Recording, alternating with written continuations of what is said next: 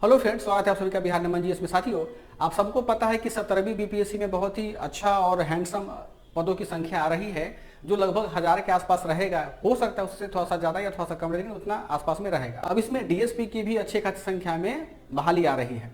अब देखिएगा कि 17वीं बीपीएससी में एसडीएम का भी पद रहने की संभावना है, डीएसपी का भी रहेगा, या कुछ अन्य लेवल लाइन के पद रहेंगे। लेकिन जो स्मार्ट बच्चे होते हैं, या जो अगर आप व्यक्तिगत रूप से हमसे पूछे, तो हम तो यही कहेंगे कि यदि आपकी पर्सनालिटी अच्छी है, आप किसी चैलेंज को ले सकते हैं, सह सकते हैं, टेम्पर को सह सकते हैं, किसी भी स्थिति के टेम्पर को, तो आप डीएसपी ही चूज कीजिए। उसके पीछे कारण क्या है? देखिए कि एसडीएम जो होता है किसी भी विभाग का, वर्तमान के समय में जो एसडीएम का, ठीक है, चयन तो आपका हो जाता है एसडीएम पे, लेकिन वास्तव में आप किसी विभाग के बड़े बाबू ही रहते हैं। इस डीएम का पूरा पावर यानी अनुमंडल में आपको आने में लगभग बहुत लंबा वक्त लग जाता है। हो सकता है कि आप रिटायरमेंट तक एसडीएम का पूरा पावर ना मिले। आप एसडीएम तो रहेंगे, परंतु एसडीएम का जो फुल पावर होता है एक जिले में या अनुमंडल में, वो आपको नहीं मिलेगा। कारण क्या है कि आपसे बहुत पहले लोग एसडीएम क्वालिफाई कर चुके हैं, तो पहले उनको प्राथमिकता दिया जाएगा। और दूसरी बात है कि एसडीएम के पद पर जनरली जो आईएएस अधिकारी चयन होते हैं यूपीएससी के माध्यम से, जो कैडर अलॉट होता है, तो एसडीएम पे जनरली उन्हीं आईएएस को बैठा करके फिर आगे डीएम में प्रमोशन करते हुए अपना वो काम करते हैं। तो बहुत कम ही चांसेस है कि आपको एसडीएम का पूरा पावर मिले। डीएसपी क्यों एक हैंडसम पद है, और डीएसपी क्यों मतलब हर मामले में उसको हम हैंडसम कह सकते हैं, चाहे सैलरी में हो, चाहे भौकाल बनाने में हो, चाहे विभिन्न प्रकार की सुविधाओं में हो, बहुत ज्यादा हैंडसम पद है। अब हमारा बात यह है कि ये जो हम डिस्कस कर रहे हैं कि हम डीएसपी क्यों चूज करें। जैसे मेरा इंटरव्यू होता है बीपीएससी में, तो हमेशा पहली प्राथमिकता, जब भी वैकेंसी होती है तो पहली प्राथमिकता हमारी डीएसपी की ही होती है। हमसे पूछा भी जाता है कि भाई आप एसडीएम का पद था तो आप डीएसपी क्यों पहली प्राथमिकता डाले हुए हैं। देखिए, वो एक इंटरव्यू में जवाब देना अलग बात है, लेकिन अभी उस चीज को समझिए कि मैं डीएसपी क्यों बनना चाहता हूं, और मैं क्यों कहता हूं कि यदि आप लोग चैलेंज लेने में सक्षम है तो आप लोग भी डीएसपी बने। उसके पीछे कारण क्या है, समझिए ध्यान से। जो डीएसपी होता है, वो डीएसपी राज्य लोक सेवा आयोग के माध्यम से पुलिस प्रशासन में सबसे उच्चतम पद कहा जाता है, जो बीपीएससी बहाल करती है हमारा, ठीक है। आप जब डीएसपी बनेंगे तो डीएसपी से जो नेक्स्ट प्रमोशन होता है, वो नेक्स्ट प्रमोशन होता है एएसपी में। एएसपी का मतलब हो गया असिस्टेंट सुपरिटेंडेंट ऑफ पुलिस, और एएसपी का जो अगला प्रमोशन होता है वो होता है एसपी में, और इसका जो अगला प्रमोशन होता है वो होता है एसएसपी में। अब देखो, जैसे ही एएसपी आ गया तो यहां से और एसएसपी आगे का जो भी हायरार्की होगा या जो भी पद होगा, ये पद आईपीएस का होता है। अब समझिए ध्यान से चीजों को। यदि आप बिहार में एसडीएम सिलेक्ट होते हैं, तो बिहार में एसडीएम सिलेक्ट होने के बाद भी आपको आईएएस में प्रमोशन संभावना नहीं है कि आपको मिल पाएगा। आप एसडीएम बनकर ही रिटायर कर पाएंगे, वो भी सामान्य से एसडीएम बन करके।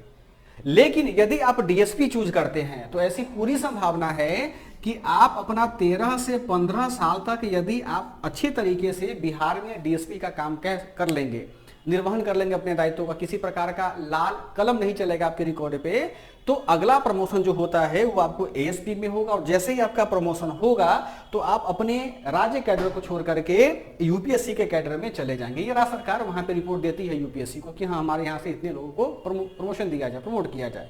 तो अब जैसे ही आप आईपीएस में प्रमोट हो जाएंगे तो आप अखिल भारतीय सेवा के कर्मचारी या सेवक कहलाएंगे। चीजों को समझिए, बहुत एक अच्छा चीज होता है। यदि आप मान लो कि किसी कारणवश आप यूपीएससी क्वालिफाई नहीं कर पाए, आपका टर्म खत्म हो गया, एज खत्म हो गया, तो आपके पास में यूपीएससी के दरवाजे तक पहुंचने का एक सबसे सरल तरीका है, वो होता है डीएसपी की। आप 13 साल 14 साल जॉब करें और क्या करें, आप आराम से प्रमोशन ले लें। हालांकि बहुत कम डीएसपी को ही प्रमोशन मिलता है। आपका उसमें वर्क देखा जाता है, आपका परफॉर्मेंस देखा जाता है, आपकी डायरी देखी जाती है, उसके बाद में आपका प्रमोशन दिया जाता है। लेकिन हाँ, ये रूल है पुलिस मैनुअल का कि 13 से 15 साल में यदि बिहार में आप जॉब करते हैं तो आपको अगला प्रमोशन एएसपी में मिलेगा, है ना। एसपी का मतलब आप यूपीएससी अब आईपीएस हो गए, तो अब आपको पूरा का पूरा डीओपीटी डिपार्टमेंट के भीतर में आप काम करेंगे। आपको राज कैडर कुछ नहीं करेगा, राज का मामला ही समाप्त हो गया। अब आप बहुत उच्चतम भौकाल को जिएंगे, ठीक है। अब देखो, ये जो डीएसपी होता है, आप खुद से पूछो कि हमें डीएसपी क्यों बनना है और मैं डीएसपी क्यों बनूं, एक जेन्युइन प्रश्न है।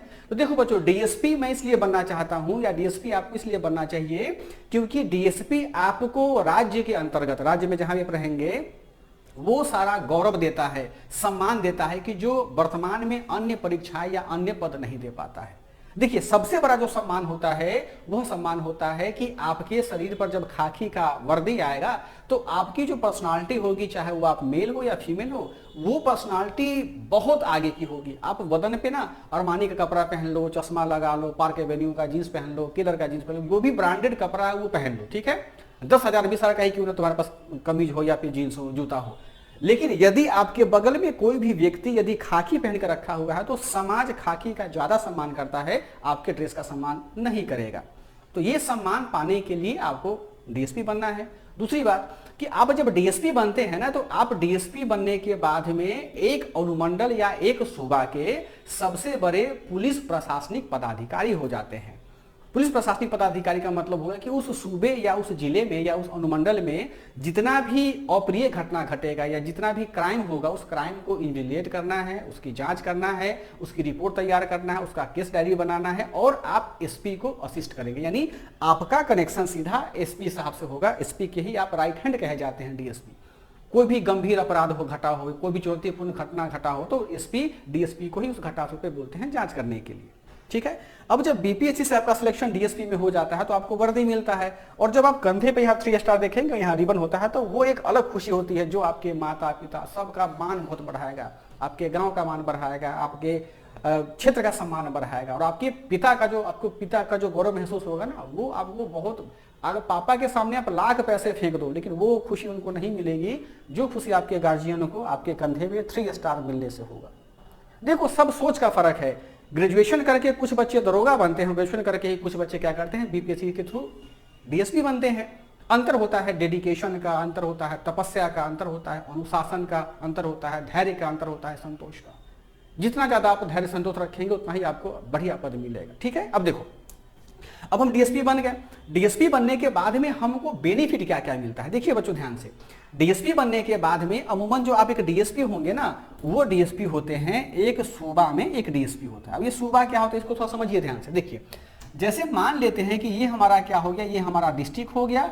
एक डिस्ट्रिक्ट का जो पुलिस हेड होता है, पीएच जो होता है, वो होता है एसपी, है ना। और ये जो एक डिस्ट्रिक्ट होता है, एक डिस्ट्रिक्ट में हो सकता है 2 या 3 सूबा हो। 2-3 सूबा का मतलब आप ये कह सकते हैं अनुमंडल। क्या कह सकते हैं हम लोग, अनुमंडल कह सकते हैं। तो आप समझ सकते हैं कि इतना बड़ा जिला में यदि मान लो कि 3 अनुमंडल है तो आप क्या होंगे, यहाँ पर 3 डीएसपी होंगे। और जब ये आप अनुमंडल के डीएसपी बन जाएंगे तो अब आप क्या कहलाएंगे, एसडीपीओ कहलाएंगे। ये डीएसपी ही होते हैं, लेकिन अनुमंडल का प्रभार मिलने के बाद में आपको क्या होता है, आप एसडीपीओ कहलाते हैं। अब इस डीपीओ का पावर बहुत ज्यादा होता है बाबू। एक अनुमंडल का जो पुलिस पदाधिकारी होता है बहुत ज्यादा पावरफुल होता है। दोनों सेम पद है, डीएसपी का ही एसडीपीओ दोनों सेम है। अब देखो क्या क्या है, जब आप डीएसपी बनिएगा, जब डीएसपी बनते हैं तो आपको सबसे पहली बात कि आपका जो भी शहर होगा या जो भी आपका अनुमंडल होगा वो तो शहर में ही होता है, मतलब नगरीय क्षेत्र में होता है। तो आप जब डीएसपी बनते हैं और जब आप एसडीपीओ बनते हैं तो आपको उस शहर और नगर के मध्य में जहां बहुत अच्छा जगह होगा, एक बहुत बड़ा क्या मिलेगा, आपको आवास मिलेगा। और ये आवास जो होता है ये सरकारी आवास होता है ना। कंजेस्टेड नहीं होगा, पटना जैसे छोटा सा रूम में रह रहे हैं, बहुत बड़ा आवास मिलता है। वो इतना बड़ा आवास होता है कि आप आराम से उसमें 4-5 फैमिली के मेंबर खुद रह सकते हैं, अपने जो घरेलू सहायक होते हैं उनको रख सकते हैं, और जो गार्ड होता है गार्ड के लिए भी अलग से वहां पे रूम बना होता है। बहुत काफी बड़ा कमरा और आवास होता है। अब ये आवास जो होता है, इस आवास का आपको 0 रुपया फी पे करना होता है, आपको ये निःशुल्क मिलता है। जब आप डीएसपी बनेंगे तो आपको जो आवास दिया जाएगा उस आवास के लिए आपको किसी भी प्रकार का गृह भाड़ा कटौती सरकार के द्वारा नहीं किया जाता। यानी आपको पूरा वेतन आपको खाते में मिलेगा, आपको इसके लिए पैसा नहीं कटेगा, आपको आवास मिलेगा फ्री में। अब इस आवास में उतना बड़ा आवास तो भाई मेंटेनेंस चाहिए ना उसको। अब जो मेन गेट होता है, जैसे मान के चलो कि ये आपका घर हो गया, ठीक है। आपका जो मेन गेट होता है, इस मेन गेट के पास में आपका नेम प्लेट लगेगा, फलाने कुमार या फलाने कुमारी डीएसपी, ये अनुमंडल या ये जिला जो भी लिखा हो। अब ये गेट के पास में ना देखिएगा कि यहाँ पर छोटी सी चौकी होती है, चौकी होता है, इसमें आपको क्या होगा, गार्ड रहता होगा। गार्ड रहेगा और गार्ड ही क्या करेगा, अगर आपसे कोई मिलने आएगा तो गार्ड से अनुमति मिलने के बाद ही वो अंदर जा सकता है। यानी आपकी सुरक्षा के लिए आपके घर के दरवाजे के मुख्य द्वार पर एक क्या होता है, गार्ड होता है। और घर के अंदर में एक बड़ा सा जो लॉन होता है, लॉन आप कह लो या गार्डन कह लो, तो आपको बड़ा सा गार्डन मिलता है, छोटा सा एक बगीचा भी मिलता है आपको, जहाँ पे आप चाहे तो सब्जी की खेती कर सकते हैं, है ना, फूल पौधे उगा सकते हैं, छोटे मोटे पेड़ भी होते हैं आम के, लीची के, आपको आपके ऊपर डिपेंड करता है कि आप वहाँ पे किस प्रकार का कल्टीवेशन करते हैं।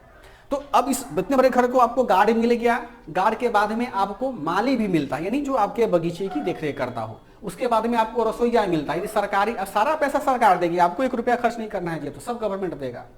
तो आपको रसोईया मिल गया, आपको जो भी खाना खाने का मन है रसोईया का बोल, रसोईया खाना बना करके आपको दे देगा। उसके अलावा आपको घरेलू सहायक भी सरकार के द्वारा दिया जाता है। घरेलू सहायक का मतलब हुआ कि आपको कभी पानी की जरूरत हुआ या आपके कोई मिलने कोई गेस्ट आया तो उनको सर्व करना होता है, तो जो भी काम होते हैं घर का, वो घर का काम करेंगे। घर के लिए कुछ नौकर भी सरकार के द्वारा दिया जाता है कि घर की साफ सफाई हो गया, जो भी होता है वो करना होगा, धोबी आपको दिया जाता है, प्रेस करने वाले आपको दिया जाता है, मतलब कि हर तरीके से, ताकि आपको किसी भी प्रकार का फिजिकल वर्क ना करना पड़े, सारा काम आपको सरकार कर करके देती है। ये आपका डीएसपी का हो गया। अब देखो कि जो वेतन होता है, वेतन तो मिलेगा ही, मूल वेतन, उसमें समस्या नहीं, जो जितना हर राज्य का अलग अलग वेतन होता है, वेतन तो मिलेगा ही। ये आपकी फैसिलिटी होती है, जब डीएसपी आप बनेंगे, आपको नंबर मिलेगा तो आपको ये चीजें मिलेंगी।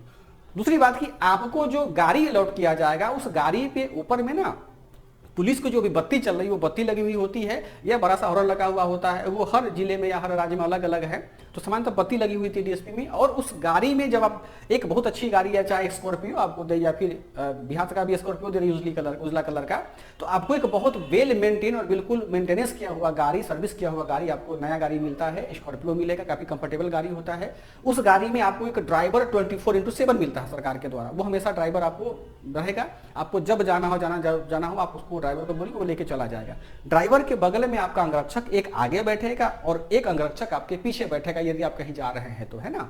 और जब आप किसी क्राइम सीन पर जाते हैं तो आप अपने पूरे थाने के फोर्स को ले जा सकते हैं। पूरे थाने के फोर्स को क्या होता है, उस हायरार्की पे हम लोग पहुंचने का प्रयास करते हैं। आप जब सोचो कि आप जब स्कॉर्पियो में बैठे हुए हो, डीएसपी हो आप, और आप जा रहे हो, तो आपको कितना भी लंबा दूरी तय करना हो, आपको टोल टैक्स नहीं देना है।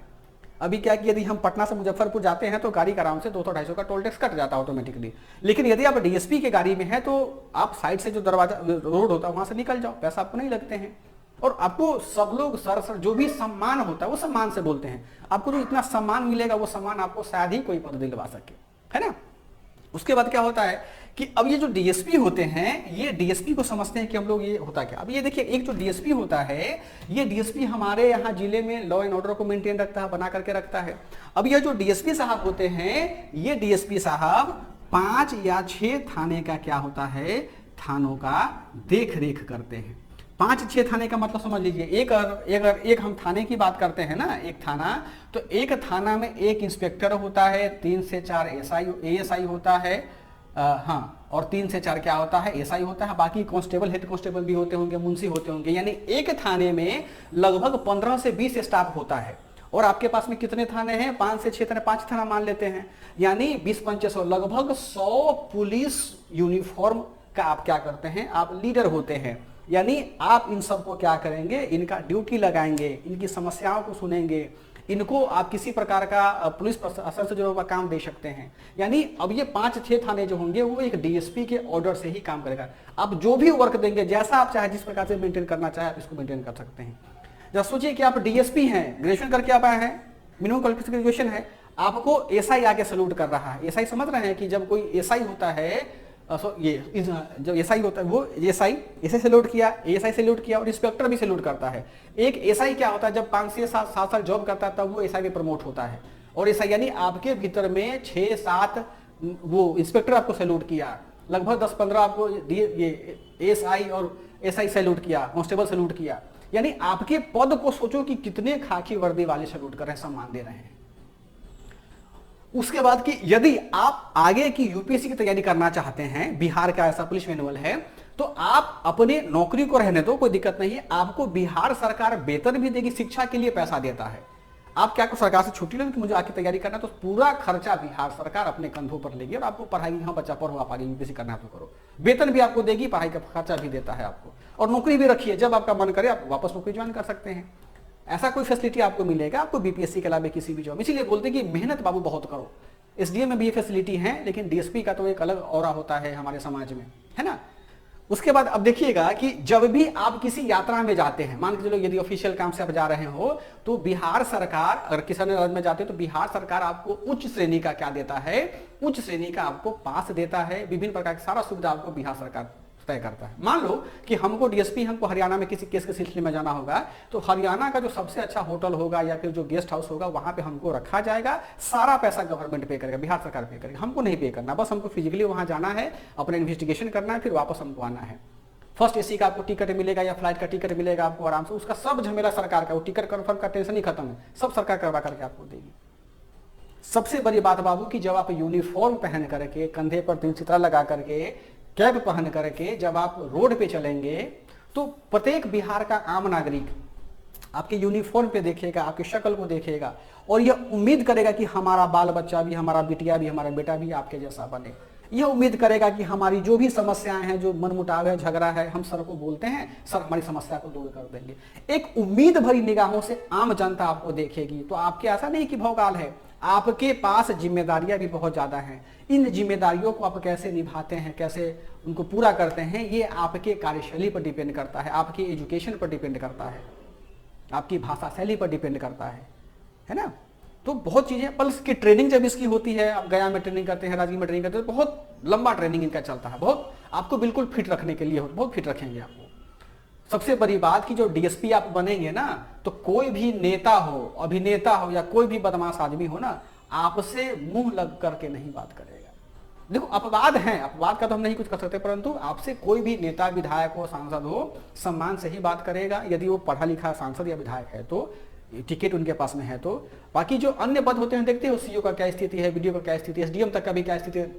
अगर एसडीएम आप हैं, आपको सरकार बोलती है जाके वहां पटना में बालू घाट को रेकी करो, तो वहां गोली चलवा देता है वहां का आम आदमी लोग। लेकिन डीएसपी यदि आप हैं तो बहुत प्रकार की सुरक्षा आपको मिलता है ना। तो इसीलिए हम कहते हैं कि यदि आप में, देखो वर्क तो फिजिकल बहुत ज्यादा है ना, 24 आवर का जॉब है, आप मतलब आराम नहीं कर पाइएगा, लेकिन हाँ आराम नहीं कर पाइएगा फिर भी इसमें बहुत ज्यादा मजा है ना। सोचो कि आपको भगवान इस धरती पर भेजा है और आपके हाथ में इतना ताकत दिया है ना कि आपकी अब एक कलम से किसी भी बेगुनाह व्यक्ति को ना, जिसको फंसाया गया है, उसको आप आजाद कर सकते हैं। किसी की दुआ भी ले सकते हैं, किसी का बदुआ भी ले सकते हैं, डिपेंड आप पर करता है कि आप कैसे करते हैं, है ना। तो डीएसपी बनने के लिए ना आपको बहुत ज्यादा मेहनत करने की आवश्यकता है। जिनका अच्छा रैंक आता है वही डीएसपी बनते हैं। तो अभी समय है, आप अभी से ही पीटी के साथ साथ मेंस की भी तैयारी कीजिए और जरूर आप लोग डीएसपी बनिएगा, है ना। पूरी बिहार नमन टीम की शुभकामनाएं आप लोगों के साथ में है। तो ये डीएसपी के सामान्य से जानकारी थी। ऐसे ही हम लोग हर पदों का जानकारी, कभी सीईओ का लाएंगे, कभी एसडीएम का लाएंगे, जितने भी पद हैं सबका हम लोग वो लाएंगे। अब ये काम क्या करते हैं कि ये जो डीएसपी होता है वास्तव में कोऑर्डिनेशन का काम करता है एसआई थाने और हमारे एसपी के बीच में। वो एक सिंपल सा, सब लोग जानते ही होंगे। बस एक चीजें जो है जो हम समझाना चाह रहे थे कि डीएसपी का ऑरा क्या होता है हमारे समाज में, उस ऑरा के लिए पढ़ाई कीजिए, अपने माँ बाप के सपनों के लिए पढ़ाई कीजिए, अपने माँ की दबी हुई इच्छा को जागृत करने के लिए पढ़ाई कीजिए और डीएसपी बनिए। जय हिंद।